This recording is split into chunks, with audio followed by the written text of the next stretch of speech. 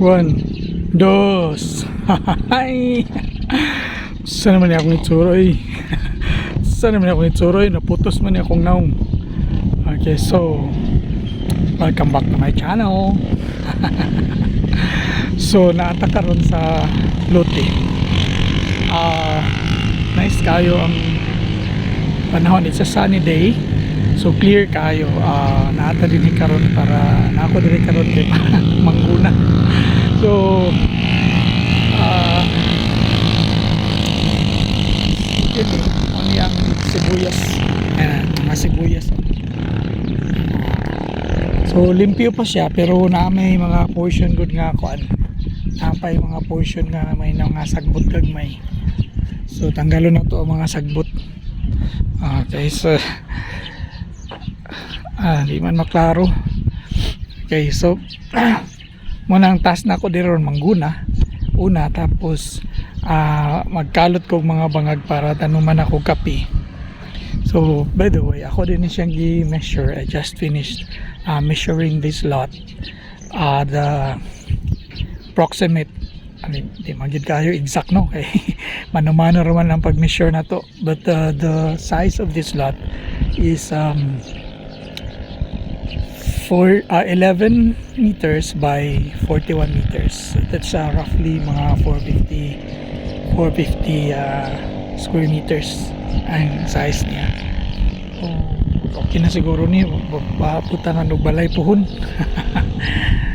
Siya. Pero what's nice about this area kay bugnaw kay siya. So karon is 10 o'clock in the morning, pero I can still bear the heat of the sun. Bearable kayo siya kay bugnaw kay hangin. So siyempre ano lang, protection na lang kalo tapos with hoodie. So sige, so tanaw na to. Pakita sa inyo let's do 360 view of the place. Siyempre kani mo una na ako ipakita. So that's so from this side inana lang makita sa Mount Apo, murag tumoy lang no. So tumoy kanang nagaso-aso dira. Pero at least makita siya gamay. Siya. So kining area diri gini mo ma-appreciate ang katong kadako sa Mount Apo no, sa kataas. Kay well, taas naman po ni nga lugar no. This is a high elevation place. Tapos nata sa angle nga na ay laing mountain nga laing hill no, nga nag-cover sa Mount Apo, pero at least makita nimo nga kana mo na siya ang summit dira kana. Okay, so enough for the Apo. Enough for the Apo. So kung naata dinhi, na ako dinhi karon sa akong location, I'll do 360 to my right. So starting from Mount Apo there.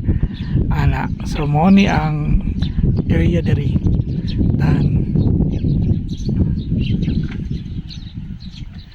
Siya. So naanay mga farm to market road no, ang cemented na ang kasagaran ng mga dalan diri. So ang transportation medyo nag-ease na kay makasulod na mga labi na mga 4-wheel drive na mga sakyanan. Tapos siyempre mga motorcycle kasulod siya. So kani diri is Mount Tampurong na siya. Doon na siya tanawon, pero layo kay na siya. Mount Tampurong. Dili na ako maklaro ang dagat no, pero from this location makita na siya kung clear ang ubos. Makita na siya ang dagat dira. Ito ang murag outline sa patag na Davao del Sur, Digos no. So diri kani mga farm kani bago pa lang ning na kuan punta tanong man daw ni carrots kaning silingan ay nagguna na pa yung mga kuan dia, mga sibuyas. Sige na sibuyas.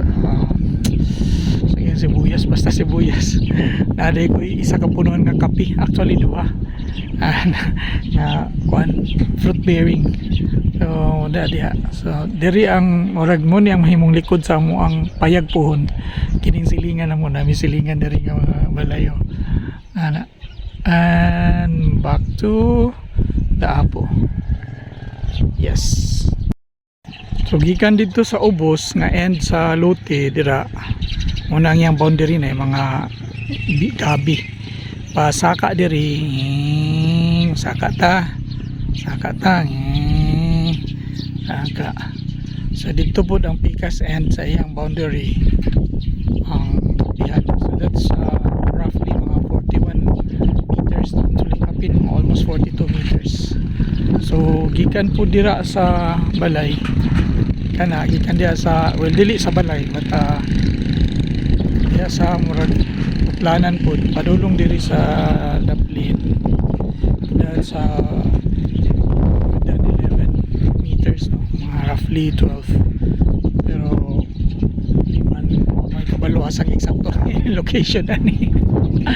Okay so muna atong task room nara